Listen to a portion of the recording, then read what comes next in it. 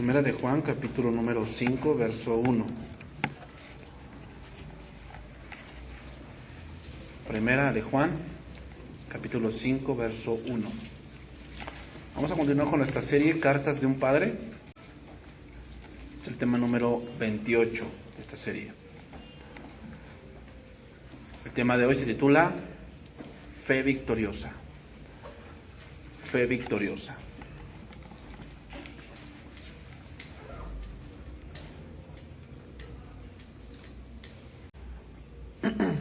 Dice: todo aquel que cree que Jesús es el Cristo es nacido de Dios, y todo aquel que ama al que engendró ama también al que ha sido engendrado por él. En esto amamos a los hijos de Dios, cuando amamos a Dios y guardamos sus mandamientos. Pues este es el amor a Dios, que guardemos sus mandamientos, y sus mandamientos no son gravosos, porque todo lo que es nacido de Dios vence al mundo. Esta es la victoria que ha vencido al mundo, nuestra fe. ¿Quién es el que vence al mundo? Sino el que cree que Jesús es el Hijo de Dios. Bien, hermanos, hemos llegado al capítulo final de esta carta, y Juan ha dado varias bases de cómo es un hijo de Dios.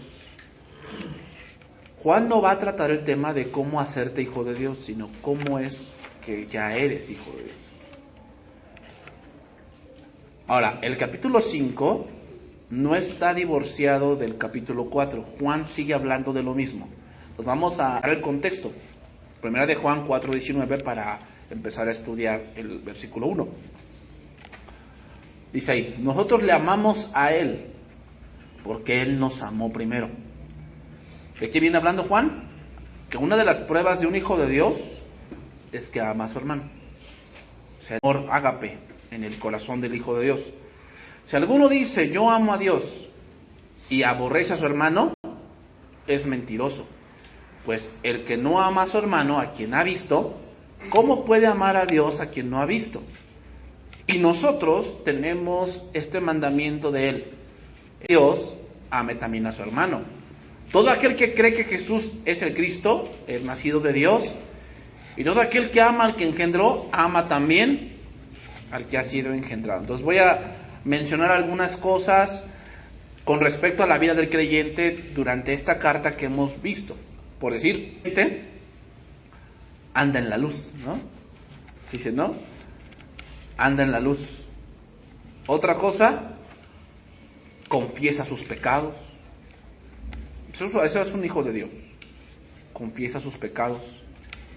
Otra cosa que hace un hijo de Dios es que los mandamientos de Dios son para él lo máximo. O sea, él busca de alguna u otra manera hacer los mandamientos de Dios.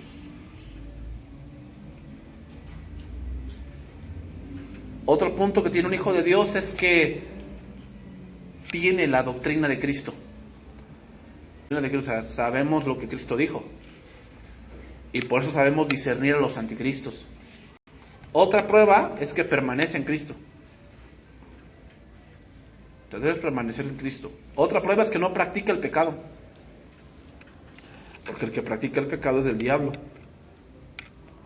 Otra prueba es que escucha la palabra de Dios. Y otra prueba es que ama a su hermano. Ama a su hermano.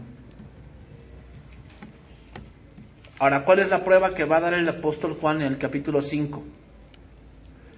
Que camina con Cristo la vida. Camina con Cristo toda la vida.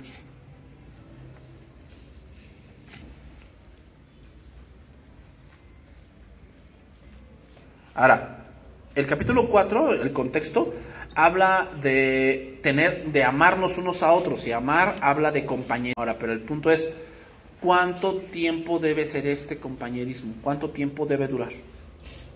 Toda la vida. Que toda la vida. Estamos en el camino, estamos en la fe, pero debemos cuidarnos, ¿no? Dice ahí 1 Corintios 10.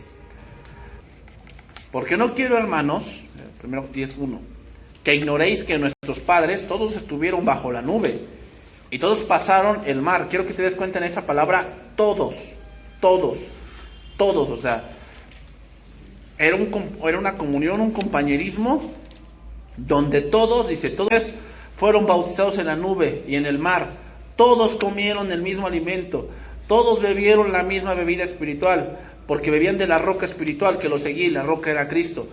Pero de los demás de ellos no se agradó Dios. O sea, eso quiere decir, pero de la mayoría de ellos Dios no se agradó, aunque todos bebieron, todos comieron, todos vieron, todos fueron guiados por la nube, todos. Pero no todos llegaron a Canaán. Podemos tener la prueba de que hay compañerismo entre nosotros. Y dice ahí, mas estas cosas sucedieron como ejemplo para nosotros, para que no codiciemos cosas malas como ellos codiciaron. Ni seáis idólatras como alguno de ellos. Según está escrito, se sentó el pueblo a comer y a beber y se levantó a... Ni forniquemos como algunos de ellos fornicaron y cayeron en un día 23,000. Ni tentemos a Dios, como también algunos de ellos le tentaron y perecieron con las serpientes. Ni murmuréis como algunos de ellos murmuraron y perecieron por el destructor. Y estas cosas les acontecieron como ejemplo y están escritas para amonestarnos a nosotros, a quienes hemos alcanzado los fines de los siglos. Así que el que piensa estar firme, mire que no caiga. Todos comieron, todos bebieron, todos siguieron, todos anduvieron, pero no todos llegaron. El descuido es algo que muchas veces viene a la vida del creyente, donde un creyente, un día, pues sí asistieron, pero esa fe que antes tenían ahora se ha vuelto incredulidad. La fe cristiana, hermanos, no es algo que sucedió, es algo que está presente todo. No es creí un día, es sigo creyendo. Es el problema de muchos, ¿eh? ¿Cuándo creíste? Fulano día. ¿Y ahora? Pues quién sabe. Eso habla, hermanos, ¿sabes? Un corazón malo de incredulidad habla de una vida que no confiesa sus pecados. Por eso eres incrédulo. Porque estás pecado tras pecado y no confiesas el pecado, y el pecado te va apagando tu amor por Dios. Entonces empiezas a dudar que Dios sea bueno, empiezas a dudar que Dios sea justo, que empiezas a dudar que Dios te puede. Y por eso vives afanado por el mundo, porque ya no le crees a Dios. ¿Sabes por qué? Porque hay pecados en tu vida que no quieres confesar.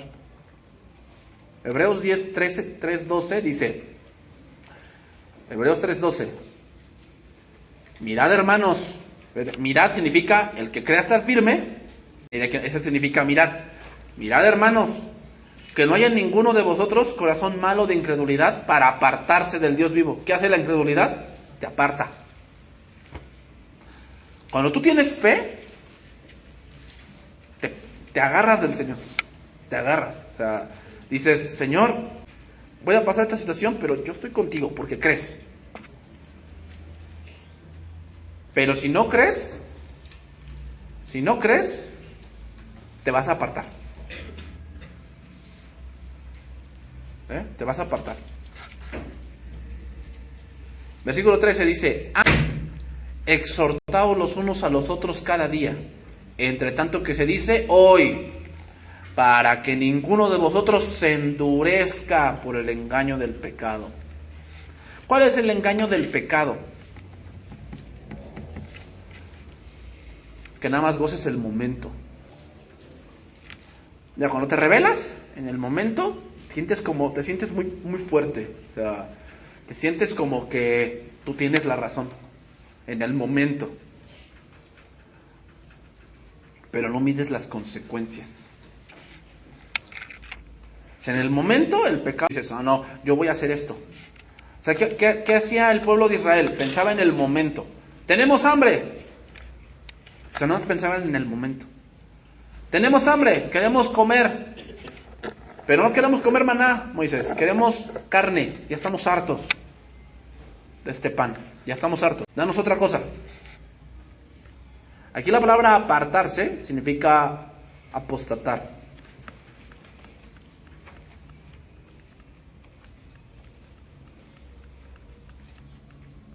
Entonces, lo que pasó un día en los creyentes que tenían la fe y la perseverancia de estudiar, de servir, ahora se ha perdido y se han vuelto a la incredulidad. Eso es triste. Que gente que en un momento estuvo en la iglesia bien fervorosa, tú dices, no, ahora sí quieren servir, no, dicen yo con el Señor, y pasó el tiempo y ahora se ha vuelto incredulidad.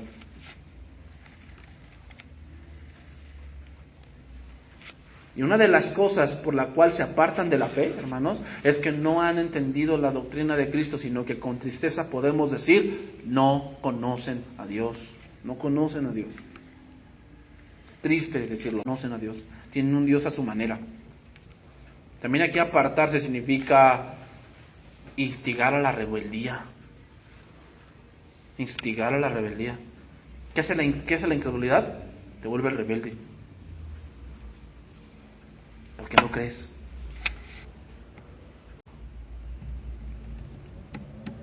Y es triste porque hay gente así dentro de la iglesia que instiga a la rebeldía. Y aunque te digan que sí creen y conocen la Biblia, pero instigan a la rebeldía. Ese no cree. Entonces no es creí un día, es sigo creyendo. La fe cristiana es eso. O sea, ¿cuánto debe durar tu fe? Toda tu vida. Toda tu vida. Entonces, ¿por qué hay gente que ya no cree y va a la iglesia? ¿Por qué? Porque han dejado la palabra, porque la fe viene por eso te pide que estudies, porque si nada más sirves por servir y no crees, estamos como en el mundo.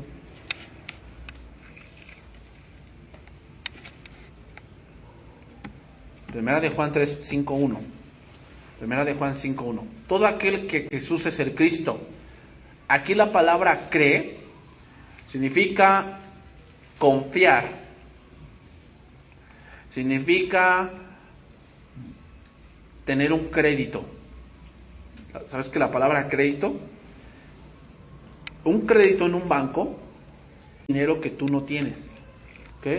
O sea, un crédito es que te dan una tarjeta, dices, tiene un crédito de 5,000 pesos, pero esos 5,000 pesos no son tuyos, son del banco, que está creyendo que tú vas a pagar eso cuando lo... Eso es un crédito. ¿Okay? Un crédito es dinero que tú no es tuyo, es de alguien más. Entonces, creer significa que tú pones tu confianza o te encomiendas a algo que es mayor que tú. Y la palabra griega, pisteuo, está en un tiempo que indica continuidad. Es decir, el nacido de Dios es el cristiano que continúa en este camino obedeciendo al que es objeto de su fe, Cristo. Entonces no es que un día obedeciste, sino más bien que llevas una vida de obediencia. No es que un día obedeciste, es que llevas una vida de obediencia. Eso es creer. Porque tú obedeciste y después ahora ya no crees, no estás creyendo. Ahora, ¿qué debemos creer? Que Jesús es el Cristo. ¿Qué quiere decir esa frase? Quiere decir que creemos que solamente en Cristo hay salvación. Gnósticos, hermanos, que en este caso es lo que está defendiendo aquí Juan, decían que era el mucho conocimiento el que los cambiaba, pero eso no es así, sino más bien Jesús es el único camino. Fíjate, muchos de los gnósticos que están en la iglesia eran personas que habían estado dentro de la comunidad cristiana y que ahora negaban que ellos una vez habían creído. ¿Te imaginas? Entonces, Juan no está poniendo la manera de cómo nacer de nuevo, sino más bien cómo comporta uno que es nacido de nuevo. ¿Cómo se comporta? ¿Que un día estuvo aquí y después ya se fue al budismo? No, se supone que si cree, su fe debe perdurar toda la vida. Entonces no es posible que alguien te diga, es que yo sí soy cristiano y de los 2 años ya está en pare de sufrir. ¿Creyó?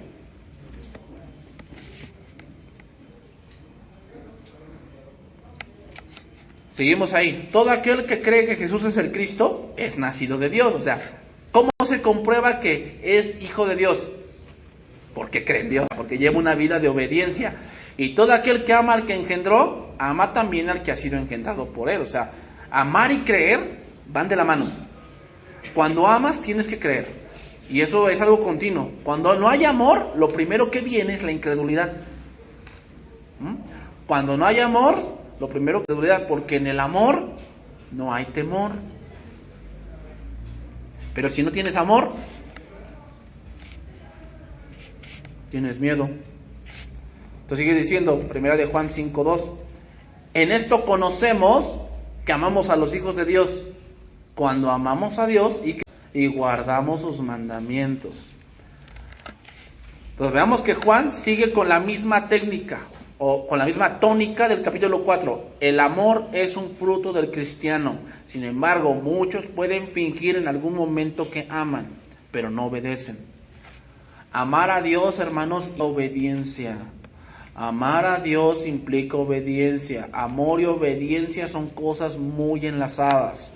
Te voy a poner un ejemplo. Números 12:6. Vamos a ver ahí. Números 12:6.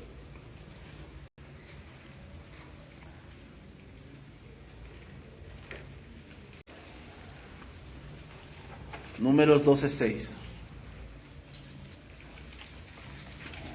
¿Amas a Dios? Tienes que llevar una vida de obediencia. ¿Eres hijo de Dios? ¿Por qué se caracteriza un hijo de Dios? Porque ahora obedece a Dios. Los de allá afuera no obedecen a Dios, porque no son nacidos de Dios.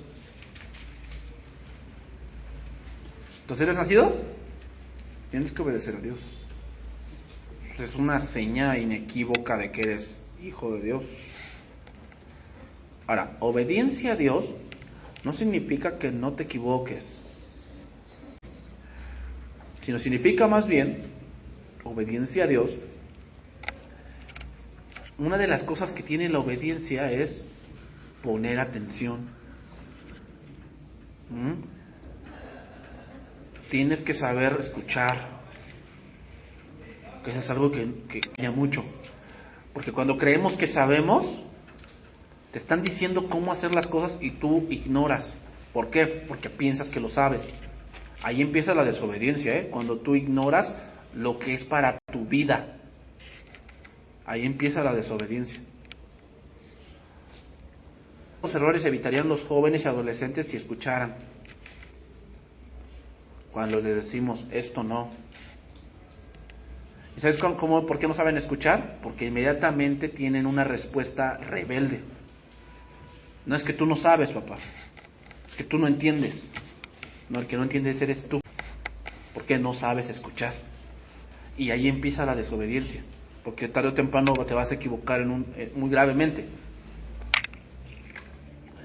Ya dice, Números 12:6, dice, el que les dijo, y él les dijo, aquí el contexto es que María y Aarón habían murmurado y dice, cuando haya entre vosotros profeta de Jehová, le apareceré en visión, en sueños hablaré con él, no así a mi siervo Moisés, es Dios hablando, que es fiel en toda mi casa. Esa palabra fiel significa mantiene.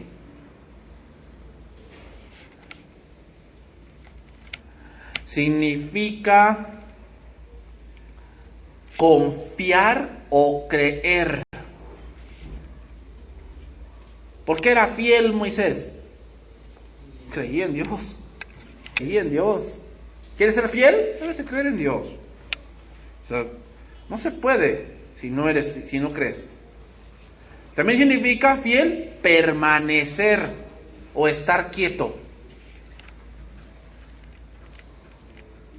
significa moralmente ser genuino. Ser genuino. O sea, no tienes una máscara. Eres genuino. Eso significa moralmente ser genuino o certero. Significa seguridad. Entonces, pregunta, ¿amaba Moisés a Dios? Sí. ¿Cómo lo comprobamos? Porque era fiel.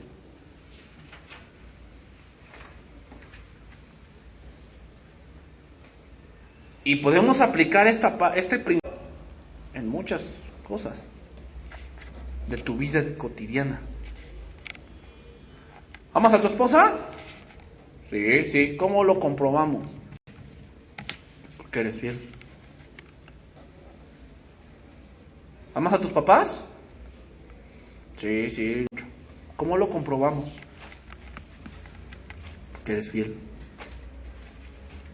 Como hijos, como esposos, como esposas, como hombres, como mujeres, tenemos obligaciones. Y cuando tú cumples con esas obligaciones, estás demostrando que amas. ¿En serio? ¿Cómo lo comprobamos? Que eres fiel a tu ministerio. Tienes obligaciones que hacer y las haces. Cuando no las haces, ¿qué estás demostrando? Que no amas el ministerio. Y si no amas el ministerio, no amas a Dios. Punto. Dios nos va a confirmar por el Espíritu Santo si de verdad le amamos. Y qué bueno sería que Dios dijera que tú eres fiel en toda su casa. Qué bueno sería eso. Como Moisés. Y viene la razón por la cual dice, lo voy a leer en el lenguaje de Biblia de las Américas, ese versículo 6 de Números 12. Él dijo, oíd mis palabras, si entre vosotros hay profeta, yo el Señor me manifestaré a él en visión. Hablaré a él no así a mi siervo Moisés, que en toda mi casa él es fiel. Cara a cara. ¿Sabes esa frase, cara a cara? Significa, a Moisés yo le hablo no por acertijos, sino claramente. ¿Por qué? Cuando se lo diga, lo va a hacer. ¿Sabes? Cuando tú tienes un corazón incrédulo, la voluntad de Dios se te hace un acertijo. ¿Qué cosa es un acertijo? Es cuando yo te digo mi voluntad, pero a través de una adivinanza. Te voy a poner un ejemplo. El reino de los cielos es semejante a un hombre que se iba muy lejos y repartió sus bienes a cada uno y se fue lejos. Y cada uno empezó a negociar, pero uno viendo que su amo tardaba, empezó a golpear a sus consiervos. ¿Qué te quiero decir con eso? Eso es un acertijo. ¿Qué le preguntaron los discípulos a Jesús? Señor, ¿por qué les hablas por parábolas? Y dijo, para que los que dicen que ven, no vean. Ese ver es entender, entender. Es una metáfora de entender. Cuando tú tienes un corazón incrédulo y no obedeces, la voluntad de Dios para ti es un acertijo. Así como que, ¿será o no será que quiere que Dios haga esto? O sea, no es claro. Sino que como tienes un incrédulo, no te es claro si Dios quiere que ores. No te es claro si Dios quiere que sirvas. No te es claro que si Dios quiere que estudies la Biblia. No te es claro. ¿Por qué? No crees. ¿Cuál será la voluntad de Dios para mi vida? ¿Cuál será? ¿Que te vayas a ganar dinero? ¿Esa será la voluntad de Dios? ¿Qué dice la Biblia? ¿Será la voluntad de Dios que ya nunca más te congregues? ¿Será esa la voluntad de Dios? ¿Qué dice la Biblia?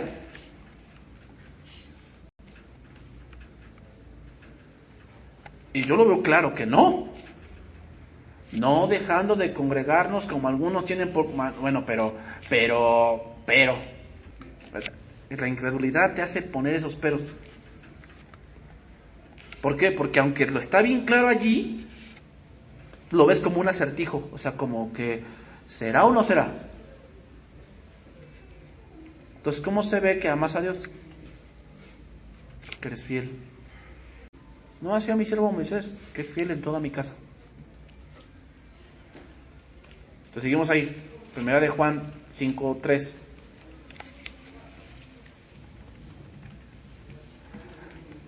Pues este es el amor a Dios.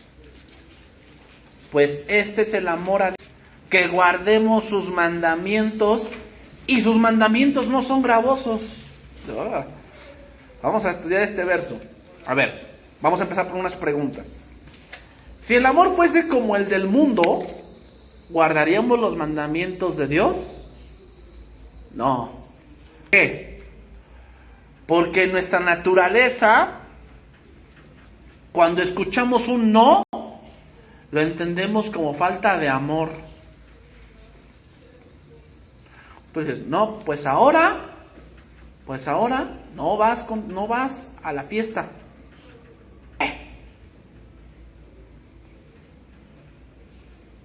Pues porque no has sido fiel en tus deberes. Se me hace injusto. Se te hace injusto. Se te hace injusto. Cuando escuchas no, yo te digo, esto, inmediatamente dentro de ti va a surgir así como que, ¿y por qué?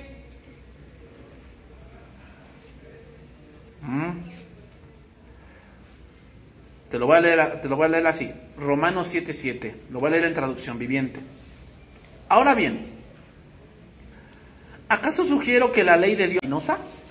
De ninguna manera. De hecho, fue la ley la que me mostró mi pecado. Yo nunca hubiera sabido que codiciar es malo si la ley no dijera no codicies. Pero el pecado usó este mandamiento para despertar en toda clase de deseos codiciosos dentro de mí. Si no existiera la ley, él tendría ese poder. Hubo un tiempo en que viví sin entender la ley, pero por ejemplo, cuando aprendí el mandamiento de no codiciar, el poder del pecado cobró vida. Y yo morí. Entonces me di cuenta que los mandatos de la ley, que supuestamente traían vida, trajeron en cambio muerte espiritual. Él se aprovechó de esos mandatos y me engañó, usó los mandatos para matarme. Sin embargo, la ley en sí misma es santa. Y sus mandatos son santos, rectos y buenos. Pero ¿cómo puede ser? ¿Acaso la ley que es buena provocó mi muerte? Por supuesto que no. El pecado usó lo que era bueno a fin de lograr mi condena de muerte.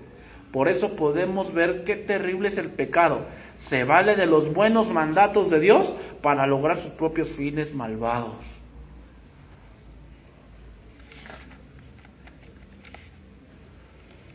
Nos ponemos a pensar, a ver, si en verdad ama, ¿por qué traiciona? ¿Qué acaso no era amor? Si en verdad ama, ¿por qué no es fiel? ¿Qué acaso el amor no es de Dios? ¿Sí? Entonces, ¿dónde queda eso de amor? Todo lo cree, todo lo espera, todo lo soporta, el amor nunca deja de ser. ¿Dónde queda eso? ¿Será que no es verdad? No perdamos el contexto. El contexto son los hijos de Dios. El amor de uno que es nacido de Dios se basa en los mandamientos de Dios, no se basa en... Por lo tanto, cuando hay un mandamiento de Dios enfrente, no es si te nace, no es qué es lo que piensas, es obedece.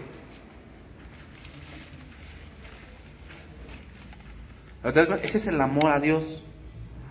Cuando tienes un mandamiento de Dios y te dicen no lo vas a hacer, pues tienes que obedecer, no dar tu opinión. Por lo tanto, un mandamiento para un hijo de Dios no es gravoso. ¿Por qué? Aquí la palabra gravoso significa pesado, grave, significa como una carga que no puedes llevar.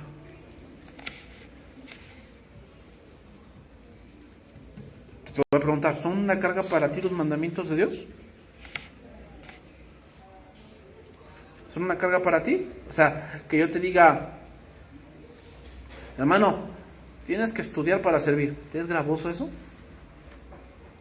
Si te has de decir esto, no te engañes, no amas a Dios. No te engañes. ¿Te es gravoso perdonar a tu esposa? ¿Te es gravoso? Porque parte del amor es eso. ¿Te es gravoso? Ah, pues es que usted no la conoce. No, yo no la elegí, la elegiste tú. ¿Te es gravoso eso? Sí, te voy a decir algo, no amas a Dios. Si te es gravoso los mandamientos de Dios, no amas a Dios, no te engañes. Te voy a decir varios versos, allá anótalos. Salmo 119, versículo 45, dice ahí. Y en libertad, porque busqué tus mandamientos. Ay. ¿Andarás en libertad? No, ¿cómo crees? Si a mí cuando me dicen no, es porque me quieren meter en una prisión. No, no te engañes. Libertad no significa ser libre de reglas, ¿eh? Eso no es libertad. Que muchas veces pensamos que libertad es que no tenga yo. No. La ley es para que tu libertad no te cause problemas.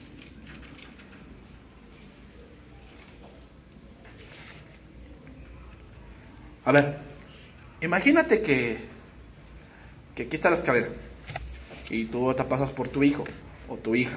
Y te dice tu hija, mamá, quiero bajar las escaleras, pero ahí colgada del andén. Quiero bajarlas así. ¿Qué le vas a decir?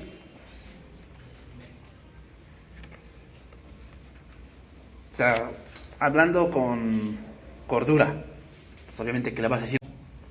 ¡Ay! No me amas entonces.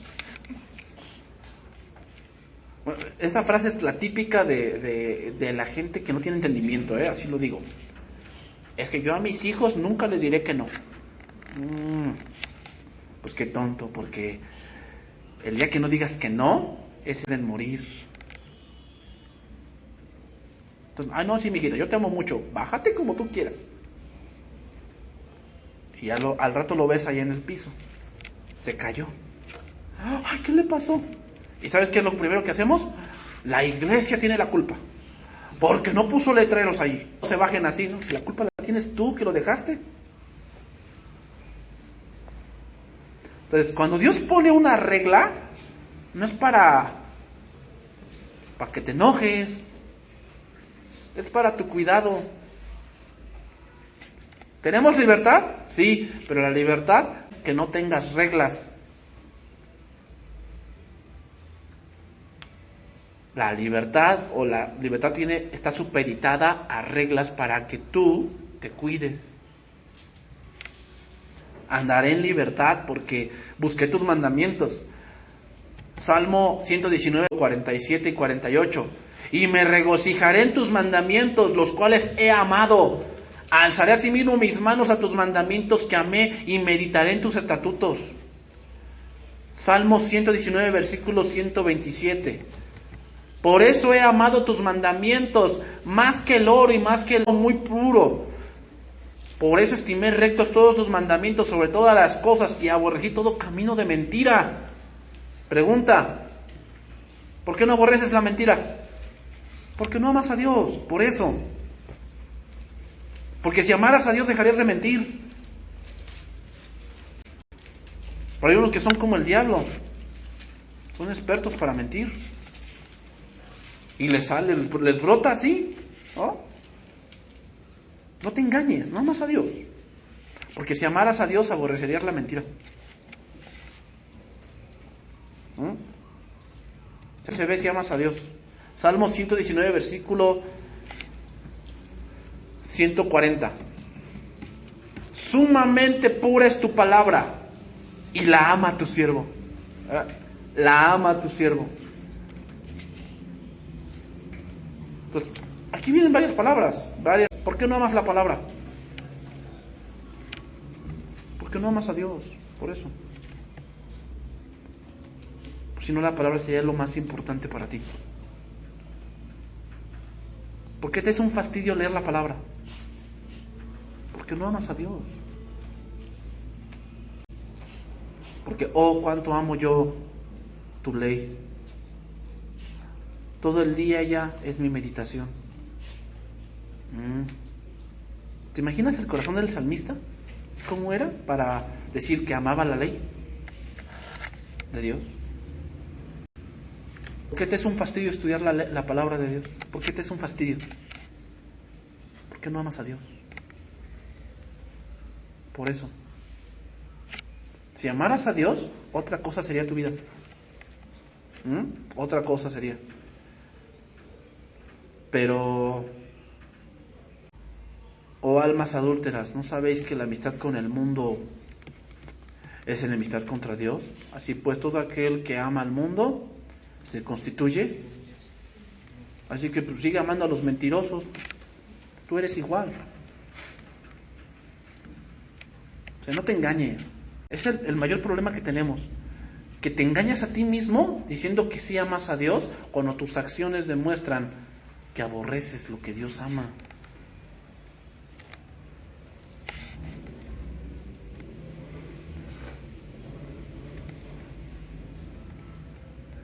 Por eso dice ahí, pues este es el amor a Dios, que guardemos sus mandamientos.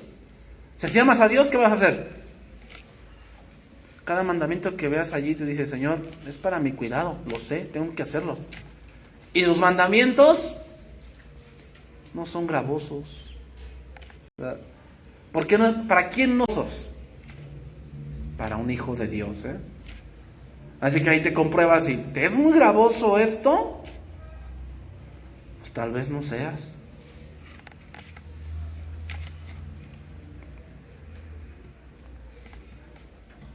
No quiere decir, hermanos, que a veces pues tú digas, oh, eso es muy exagerado, ¿no?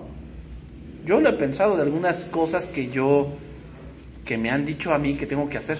Y yo pienso que son muy exageradas. Pero una cosa es lo que pienso y otra cosa es cómo actúo. O sea, el hecho de que tú pienses que es muy exagerado, eso no te exime a obedecer. Eso no te exime a no obedecer. ¿Por qué no obedeciste? Porque no estoy de acuerdo. Esa no es la manera de demostrar tu desacuerdo. Esa no es la manera. La manera de demostrar tu desacuerdo es que vas con la autoridad, o sea, lo haces o vas con la autoridad y le dices, hermano, yo pienso que esto que usted impuso no va bien. ¿Por qué? Y sacas tus puntos. ¿Pero qué es lo primero que hacemos? Rebelarnos. No estoy de acuerdo, entonces, ¿qué haces? No lo hago. ¿Sabes qué demuestras con eso? Que no amas a Dios. No es la manera de demostrar tu desacuerdo. La manera es que tú vayas, o sea, obedeces, te dieron la orden, pues en ese momento no estás de acuerdo, pero lo haces. Después vas con él en lo privado y le dices, hermano, mira, pienso que a él tú pusiste que nos reunamos, no se me hace muy cuerda, ya que ya es muy noche, nos vamos muy noche, siento que la gente que vive muy lejos no le queda muy bien el horario. Ah, bueno. Pero ¿cómo demuestras tu desacuerdo? Pues no vengo ese día. ¿Y qué demuestras con eso? Porque estoy en desacuerdo. No, demuestras rebeldía. Eso es lo que demuestras.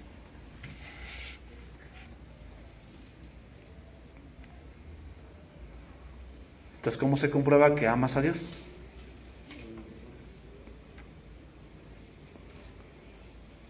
Cuando los mandamientos de Dios te van a traer otra cosa, hermano. Orden.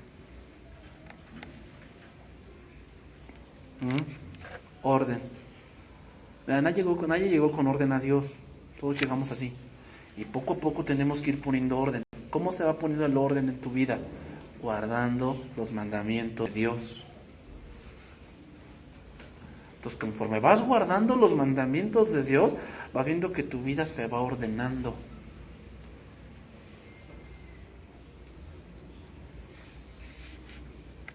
Y se empieza a ver que tienes orden. Seguimos adelante, primera de Juan 5:4. Porque todo lo que es nacido de Dios vence al mundo. Y esta es la victoria que ha vencido al mundo. Nuestra fe. Aquí la palabra vence, significa subyugar.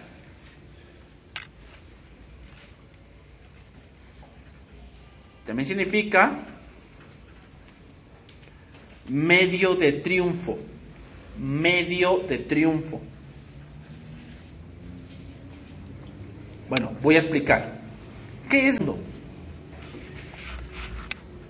Que yo sea mejor. A ver, ¿por qué crees que Daniel era 7 veces mejor que todos los demás? ¿De qué crees que habla la Biblia? ¿Por qué Dios bendecía lo que estaba en las manos de José? Con Potifar. Y cuando llegó a la cárcel, llegó a ser el que dice que el carcelero le dejaba a cargo a los prisioneros a José. ¿Por qué? No estaba hablando de eso. O sea, sí eran inteligentes, obviamente que sí. Eran gente estudiosa. Pero habla de otra cosa. La calidad moral. ¿No? La calidad moral. O sea, no era mentiroso. O sea, ¿tú confiarías en alguien mentiroso? Ay, pero sabe mucho. Pues sí, pero no tiene calidad moral. ¿Tú confiarías en un ladrón? Pero habla bien. Sí, pero es un ladrón. ¿Confiarías en un ladrón? Pues habla mucho más que José no era eso. ¿Por qué Potifar confiaba mucho en José? Porque no le robaba ni un centavo. Era un hombre con calidad moral. ¿Qué es vencer al mundo? Estar por encima.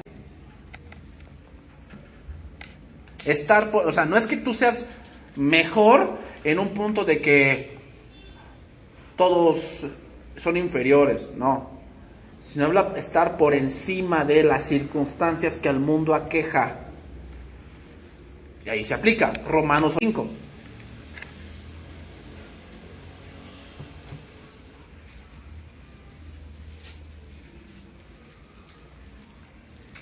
Romanos 8:35. ¿Quién nos separará del amor de Cristo?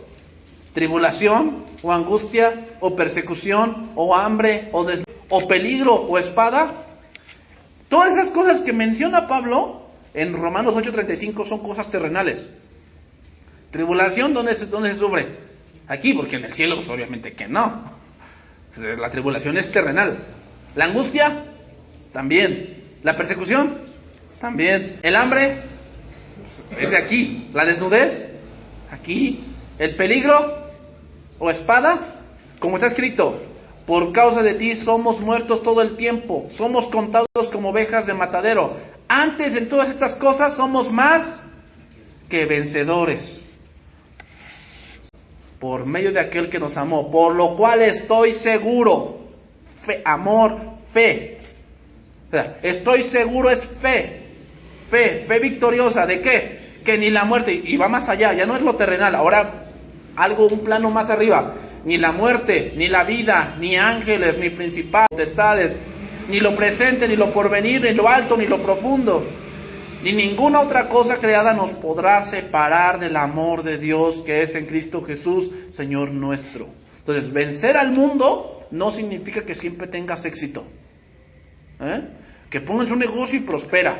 Y pones eso no es vencer al mundo.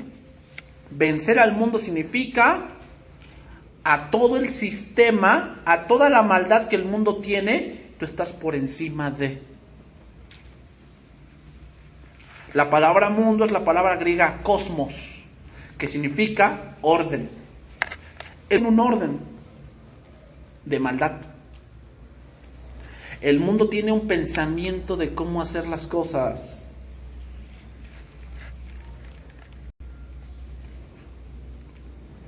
El mundo tiene un pensamiento. El nacido de Dios está por arriba de ese pensamiento. Ya la chica que ya tiene 23 años, ya le dicen que se le fue el tren. Ese es el mundo, ¿no? Porque ahora el mundo piensa que la chica debe embarazarse a los 16, 17 años. Eso es el mundo. Tú estás por encima de. ¿Ya se te fue el tren? Dile con un jet. Ay, no, manita, yo pienso que ya se te fue. Te vas a quedar a forrar himnarios.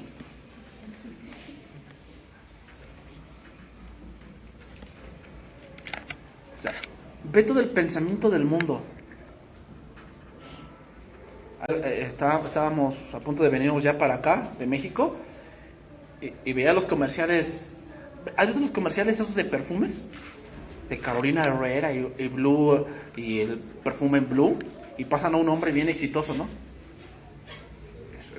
Pasa con su traje bien portado, perseverancia, fuerza, imaginación, y pasa al hombre y a la mujer ahí de perfil. Eso es lo que piensa que el mundo. Tener esas cualidades es de un triunfador.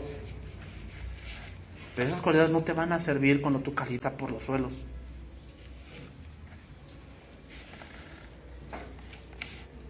Tú tienes que vencer al mundo. ¿Qué es lo que vence al mundo? Fe.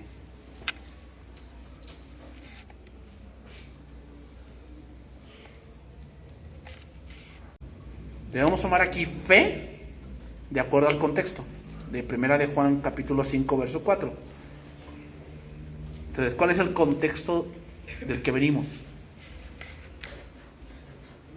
El que ama a Dios guarda sus mandamientos, y sus mandamientos, entonces, ¿qué es fe? Amar y obedecer. Eso es fe.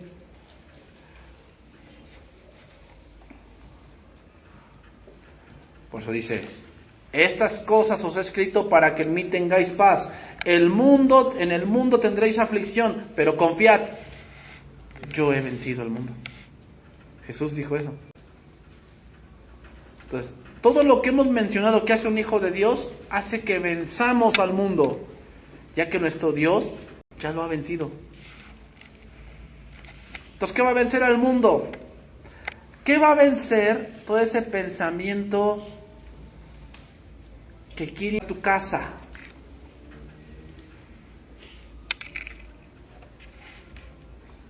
Porque si ves cómo el mundo presenta a la familia. Si ves cómo el mundo la presenta, pues ya la presenta distorsionada, ¿no? Ya la familia puede ser mujer y mujer, niñas.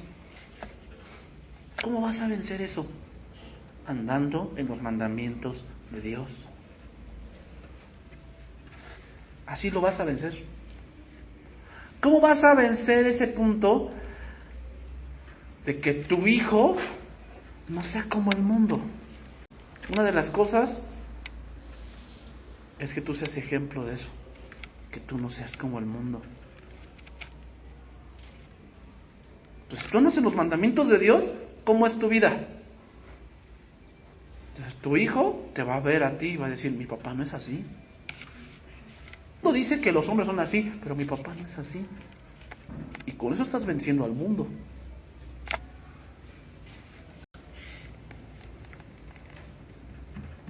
Oye amiga, ¿cómo es tu mamá en tu casa? No, mi mamá es la que manda. Ella dice y mi papá obedece. ¿Cómo vas a ver? Cuando tú respetas a tu esposo. Entonces tu hijo ve eso y dice: es que mi mamá no es así. Mi mamá siempre respeta a mi papá. Mi mamá siempre cuida de él y él cuida de ella. Mi papá no es así. Yo quiero ser como mi mamá. Y estás venciendo al mundo. ¿Por qué? Porque el mundo tiene un sistema de cómo son para ellos las cosas, cómo debes vivir tú la juventud, cómo debes vivir tú tu madurez, cómo debes vivir tu matrimonio, cómo debes de trabajar. El mundo es sistema, pero los mandamientos de Dios te van a llevar por otro lado. Y así estás venciendo al mundo.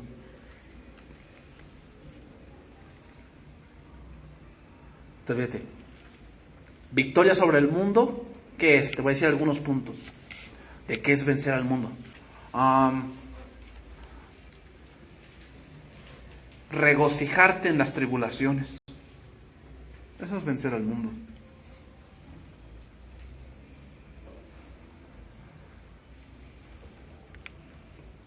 Que te imaginas tú, un joven, una jovencita que la mamá está enferma, pero no te andas quejando.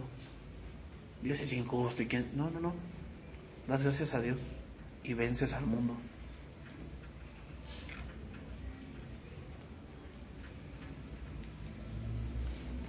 Fíjate bien, vencer al mundo es adoptar el de valores de Dios.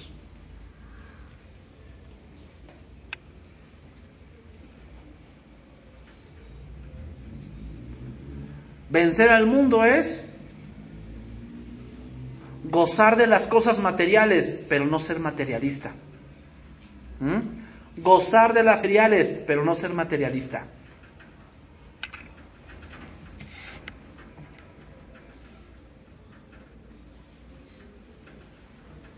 Vencer al mundo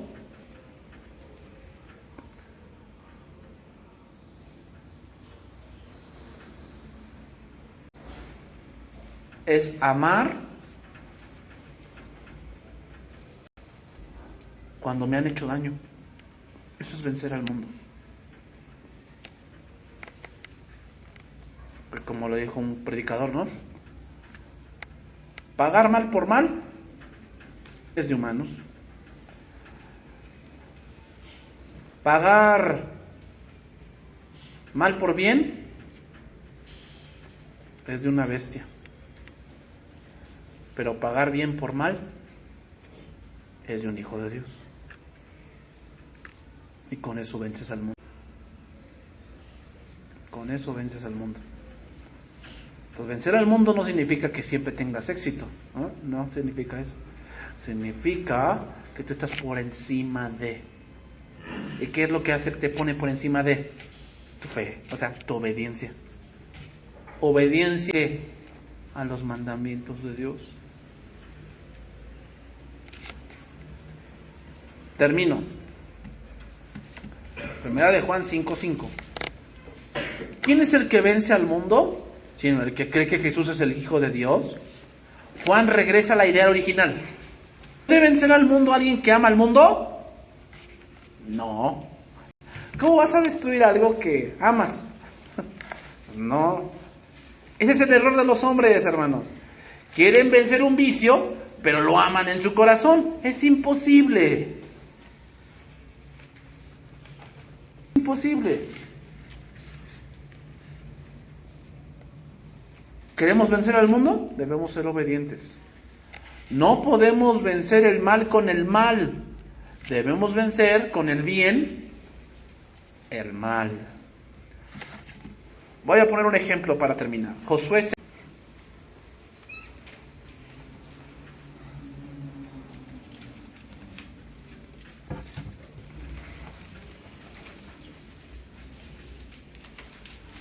6:1. Ya. Ha sido esta historia de Josué, ¿no? Lo voy a enfocar en un punto. Dice ahí: ahora Jericó estaba cerrada, bien cerrada. A causa de los hijos de Israel, nadie entraba ni salía. Mas Jehová dijo a Josué: mira, yo he entregado en tu mano a Jericó y a su rey, con sus varones de guerra. Fíjate lo que le está diciendo Dios. Le está diciendo a Josué que la victoria ya está dada. ¿Qué dijo Jesús? Confiad, yo he... No dice venceré, dice vencido. O sea, es algo que ya ocurrió. Bueno, entonces si Jesús ya venció, seguimos lidiando si ya vencimos. Porque la clave para vencer al mundo es obedecer. Ya Dios le dijo: Josué, Jericó ya está vencida. De una vez te lo digo, Jericó está vencida, ya. Pero ahí vienen las órdenes para que tu victoria se dé. Rodearéis pues la ciudad todos los hombres de guerra, yendo alrededor de la ciudad una vez, y esto haréis durante 6 días. Qué ilógico suena eso, ¿eh? O sea, a ver, ponte a pensar como... A ver, ya está la victoria, ¿eh? Pero tienes que hacer esto. A ver, ¿qué hago? Dale vueltas. Señor, esto es militarmente inconsistente. ¿Cómo voy a hacer eso? Es que soy loco, ¿qué pasa? Versículo 4. Y 7 sacerdotes llevarán 7 bocinas de cuernos de carneros delante del arca, y al séptimo día daréis 7 vueltas a la ciudad, y los sacerdotes tocarán las bocinas, y cuando toqueréis prolongadamente el cuero, así que oigáis el sonido de la bocina, todo el pueblo gritará a gran voz, y el muro de la ciudad caerá.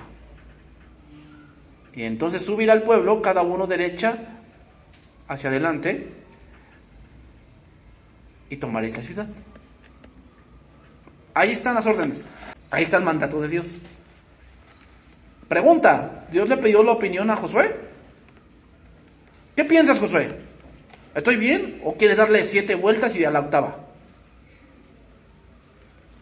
¿Te das cuenta? O sea, cuando está un mandamiento de Dios adelante, no es lo que piensas ni lo que crees, es obedece. Punto. Entonces dice, llamando pues Josué hijo de Nun a los sacerdotes, les dijo, llevad el arca del pacto, y lo hizo así.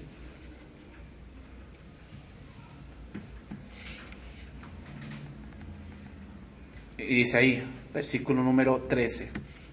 Y los sacerdotes, llevando las 7 bocinas de cuerno de carnero, fueron delante del arca de Jehová, y andando siempre tocando las bocinas, y los hombres armados iban delante de ellos, y la retaguardia iba tras el arca de Jehová, mientras las bocinas tocaban continuamente. Así dieron otra vuelta a la ciudad el segundo día, y volvieron al campamento. Y de esta manera hicieron durante... Al séptimo día, se levantaron al despuntar el alba, y dieron vuelta a la ciudad de la misma manera 7 veces. Solamente este día dieron vuelta alrededor de ella 7 veces. A ver, ponte a pensar qué pensaba el pueblo de Josué. Una vuelta y nos vamos al campamento. En vez de estar planeando estrategias, una catapulta, tener caballos, entrenarnos, luchar cuerpo a cuerpo, estar entrenando. No, vamos a dar una vuelta y nos regresamos al campamento. Al otro día, una vuelta y al campamento. Pues no que íbamos a conquistar, Josué. Sí, pero Josué le creyó a Dios. ¿Qué fue lo que tiró los muros de Jericó? La bocina. Es que marcharon muy fuerte. El paso, y entonces este paso corto derribó los muros. ¿Qué dice Hebreos que derribó? La fe. ¿Qué va a vencer al mundo? Tu fe. O sea, tu obediencia. No esperes vencer al mundo cuando seas rebelde. No vas a vencer al mundo. El mundo te va a dominar. No esperes vencer el mundo. No esperes vencer todo ese sistema del mundo rebelándote a Dios. No. O sea, a ver, si hubiera dicho Josué, no, le voy a dar vueltas 5 y a la sexta, el sexto día yo voy a 7 vueltas. ¿Hubieran caído? Porque no es a tu manera. Es como Dios te dice que lo hagas. Con eso vas a vencer al mundo. ¿Quieres vencer al mundo? Obedece. Obedece. No quieres ser como los demás hombres, como las demás mujeres del mundo. Obedece. Obedece. Y Dios te va a honrar. Dios va a honrar al que le honra. Pero al que es rebelde, lo mira de lejos. Entonces, ¿qué es lo que vence al mundo? Por eso nuestra fe es victoriosa. ¿Quieres tener una fe victoriosa? La fe victoriosa es aquella fe que obedece. Cuando obedeces, vences al mundo. Y estás por encima de lo que el mundo es. Vamos a orar, hermanos.